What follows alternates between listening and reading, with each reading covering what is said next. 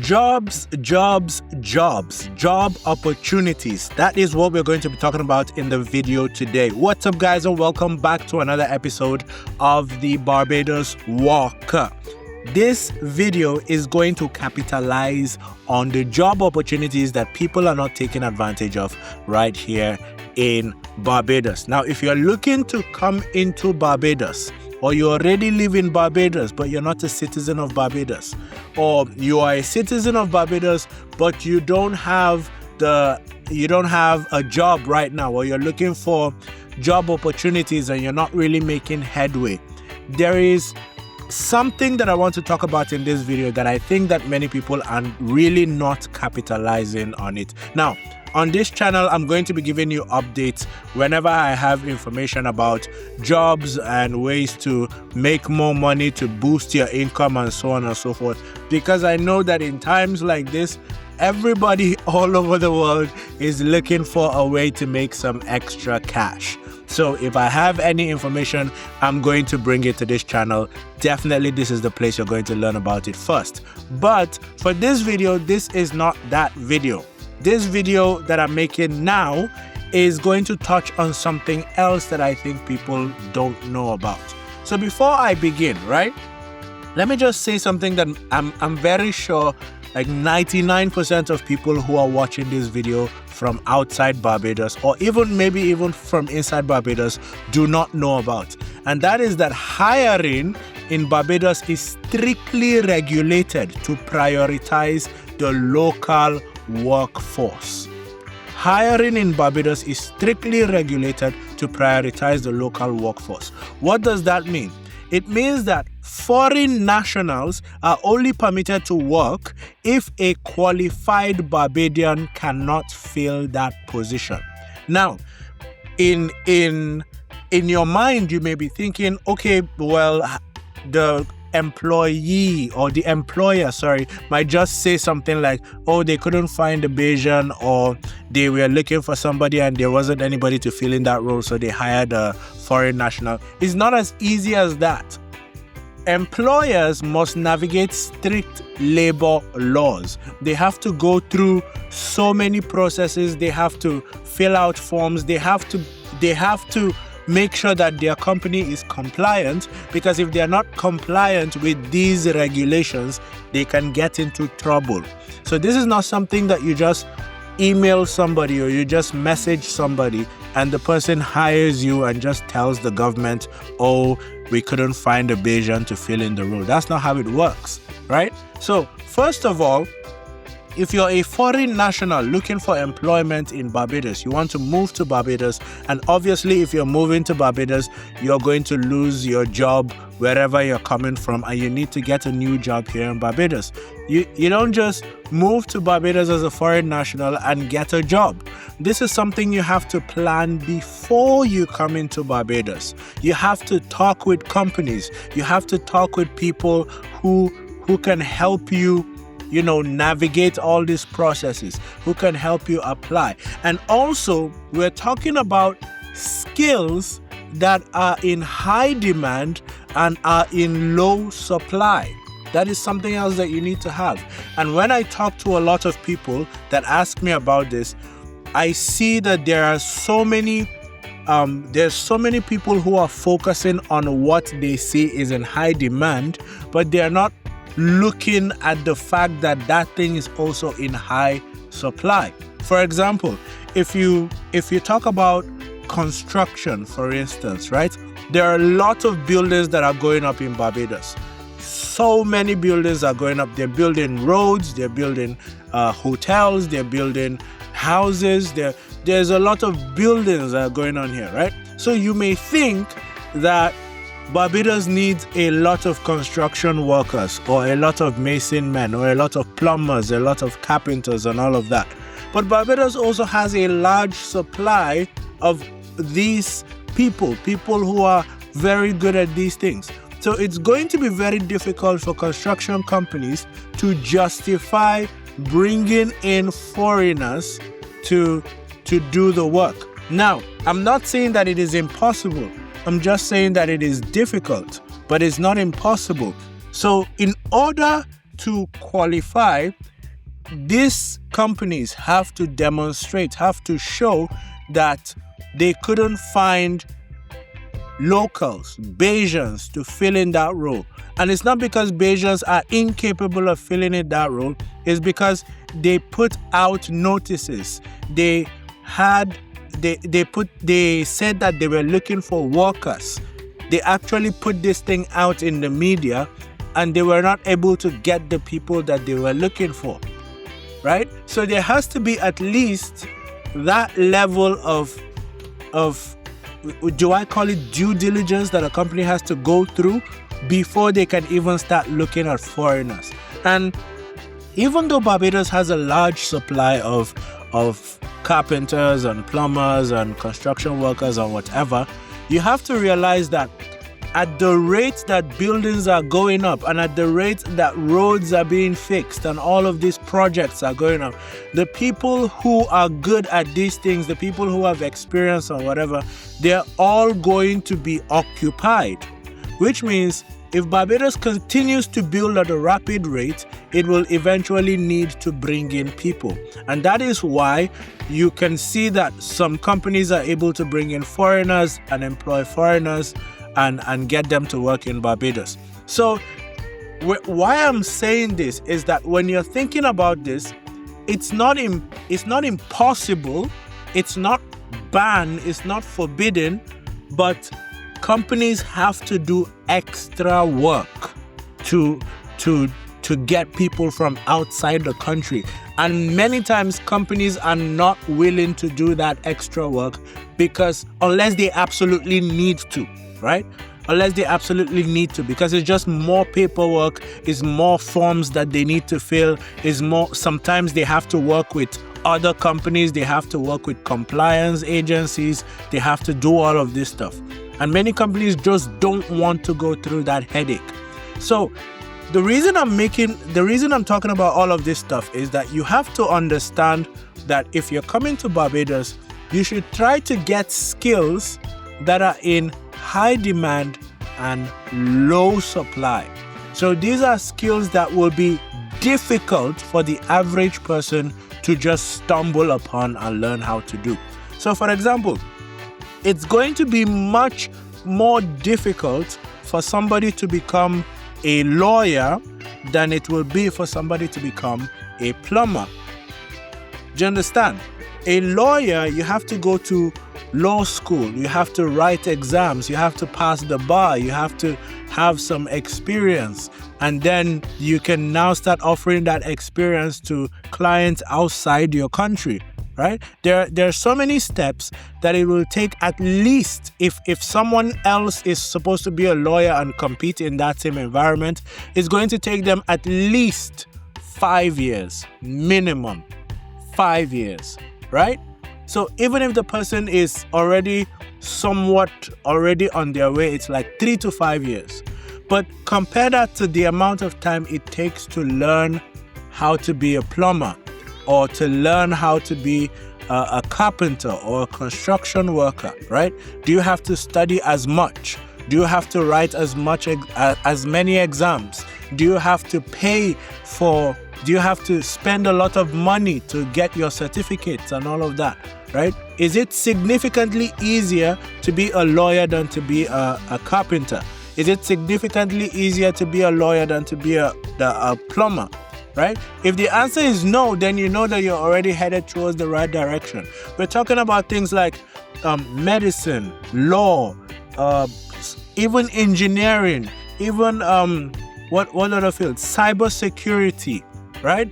All of this technical stuff that requires a lot of years or requires very high level of expertise, it's very difficult to have that in large supply, even though it is going to be in large demand, right? It's very difficult to have it in large supply because as a rule of thumb, most people are going to just want to do things that are easier or more accessible, right? Either easier or more accessible. So the majority of people will be offering and supplying things that have low barrier to entry. right? Which is why if you're coming in from outside Barbados and you're doing something that has low barrier to entry because it was easier, it was more accessible for you, it's going to be significantly harder for you to have employment in Barbados. The second thing that I want to emphasize here is that many times, and this is a lot of visitors and a lot of people that come to Barbados and apply for visa and stay here for a while before they even get a job. And many people don't even get a job in Barbados. They don't work for Barbados companies.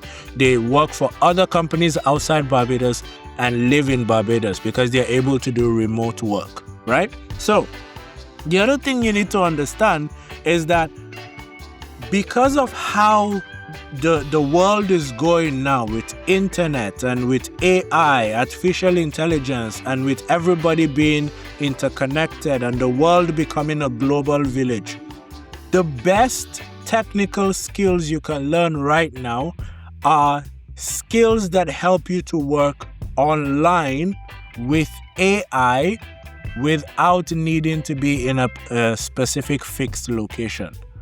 Right? Location independent technical work. That is the best skill that you can learn right now. And there are so many things that fall under that you can explore. You can explore cybersecurity. You can explore content creation. You can explore book publishing. You can explore design. You can explore automation, right? You can explore tech automation. You can explore teaching, right? All of these things, anything that you can do online that makes you able to work without being physically present in one location is something that is very good for you to learn. Because the moment you learn it, and because of AI and internet and YouTube and all the resources that we have right now in the world today, it's significantly faster to learn. It's just that it's a little technical and many people don't want to learn it. Like if you go on the internet right now and you type how to be a cybersecurity expert, right? You're going to be able to see a roadmap that walks you through everything that you need to learn, and then you can tackle it one after the other and learn one thing at a time until you've completed the entire roadmap, right? And these are things that you can offer to people online. There are platforms like Upwork, platforms like Fiverr. You can apply on Indeed. You can go on LinkedIn. You can even set up your own website. You can go on Facebook and you can get clients. What is the advantage of stuff like this? Is that you're able to quote unquote employ yourself, use that money to move to any country you want, including Barbados, and that sustains you while you're trying to look for a quote-unquote normal job, if you still want a normal job, right? But you're not stranded. You're not in a situation where you're unable to do the things you want to do because you don't have access to a normal job. You don't have access to those things, and that is what is delaying you. Right? So this is something that I think people need to look into. You need to look into, and even if you have a job right now, something else that I think Barbados is moving towards is Barbados is going to start prioritizing or start depending, so to speak, on people who can create job opportunities for others. Those people are going to be prioritized eventually, because that is just how every developing nation moves, right? So a nation that is developing initially, government is going to be the one that will be creating job opportunities for everybody. Practically, it's going to be mostly government and one or two people in the private sector. But eventually, as the country begins to develop, you see more and more entrepreneurs popping up. What is an entrepreneur? An entrepreneur is simply someone who sees a problem and creates a solution for that problem that they then sell to other people, right? And the interesting thing is, once you have one entrepreneur, that person creates job opportunities for multiple people in that region. And then When that person has created job opportunities for multiple people in that region, the government starts to give them incentives so that they can continue to do their business and benefit the economy. This is how developing nations move. So if you position yourself in the place of a person who is the one creating the job opportunities, you start getting some of these benefits. And I don't want to oversimplify it because it then loses the impact that I want it to make. But if I'm to give you a very simple example, which is probably an oversimplification, let's say you learn how to do content creation, right? And you decide that you're going to advertise people's businesses. So you learn how to do a specific kind of content creation, let's say videography. You go to a dentist and you tell the dentist, okay, why don't I video your dentist clinic and have a video with you talking about the different procedures or services that you offer, and then, create a nice website for you, put it up there, and so on and so forth. This is something that you can learn to do in less than 2 weeks. You can learn the entire process of creating a website, of recording and editing and doing everything that you need to do for this service that I just talked about in less than 2 weeks, right? But eventually, you will notice that because this is something that is quite technical to do, a lot of people are not even going to think about doing it as an option, which makes you one of the few players in this field, right? And eventually, you're now going to start having multiple people looking for your services because there aren't many people in this field. So the few people in the field are going to be in high demand, which means you're going to start talking to dentists, you're going to start talking to chiropractors, therapists, all of those things. You will then start having a lot of work that you alone cannot handle. And then you might hire people under you. You hire somebody to do the websites, you hire somebody to do the videos, you yourself, you focus on the copywriting or on the brand strategy or the direction that the entire ad is supposed to go, ad creatives or whatever, media buying. And then before you know it, your one-man business is now employing 2, 3, 4, 5 people. You have become an entrepreneur, a problem solver, and people know you as this thing. They are now paying you, right? So you've gone from somebody who was looking for a job and trying to find the best way to redo your CV and polish it up and apply and all of this stuff, to somebody who has learned a skill that most people find technical, but it actually takes a very short time to implement. And now you're offering your services to other people. Do you get it? You're offering your services to other people. Now you're able to do this thing by yourself for yourself.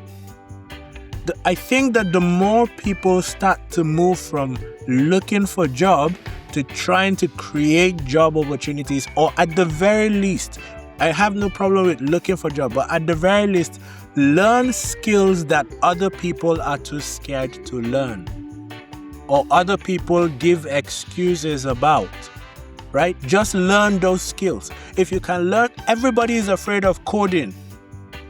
Programming, everybody is scared of it. Just learn it. Everybody is scared of video editing or content creation. Learn it. Everybody is scared of writing a book, right? Most people I speak to can speak English and write sentences, but they're all scared of writing a book, which means you have few people who are going to be publishers. And that is why each publisher is able to publish 10, 15, 20, 50 books because they have very little competition in the space. If you decide you're going to start publishing books about your recipes, for example, maybe you're a chef and you decide to start publishing books about how to make certain juices or how to make certain cakes or how to make certain pastries, you're going to have practically no competition because everybody is scared of writing a book and everybody is scared of publishing a book. But you can write and publish a book in less than a month. It's true. But everybody thinks it takes like 3 years to write a book, or they'll tell you it takes like 3 years to write a really good book. But you can take 3 years and still write a bad book. And you can take 1 month and write a good book. But as long as you're doing things that people are scared of doing, there's going to be very little supply and very high demand for your work. So even though I'm still going to talk about job opportunities and the kind of jobs that you're looking for, I really want you to have this thing in mind so that you start thinking about it. What are the inclinations that I have, and what difficult skills or something that people think is difficult can I learn, and how is it monetized, right? What are people doing to monetize it on YouTube, for example? I love writing. How many ways can I monetize writing? Oh, I can be a ghostwriter. I can be a copywriter. I can be an author. I can be an email writer. I can be an ad creative writer. There's so many things, right? I love drawing and designing. How many ways can I make money from designing, right? I have legal knowledge. How many ways can I make money from my legal knowledge? I'm going to med school right now. How many ways can I use my medical knowledge to make money? Because a lot of people don't know basic physiology and anatomy because they're not in med school, right? So how many ways can you use that to make money? When you start thinking this way, you get ideas. And when you have ideas, ladies and gentlemen, you have money. Well, you have to act on the ideas, obviously, but you get the point I'm making, and you have money. Okay? So that's just the bit I wanted to tell you today. I'm going to see you same time tomorrow morning. I think we're going to be doing this as an every morning show. I drive with you as you're driving to your work or taking your children to school, or you're just sitting at home cooking breakfast, whatever the case may be. I think we should do it every morning. If you think about it, there's another time that you will enjoy it. You can always play the same video at that time of the day, but I'm loving this format. So remember to subscribe. We're almost at 2,000 subscribers. Remember to subscribe, like, comment. Love what you guys are doing with the videos. You're always liking. I love that. You're always commenting. I've memorized some people's name right now because they comment so much. Thank you very much for that, and I'll see you guys in the next video. Bye-bye.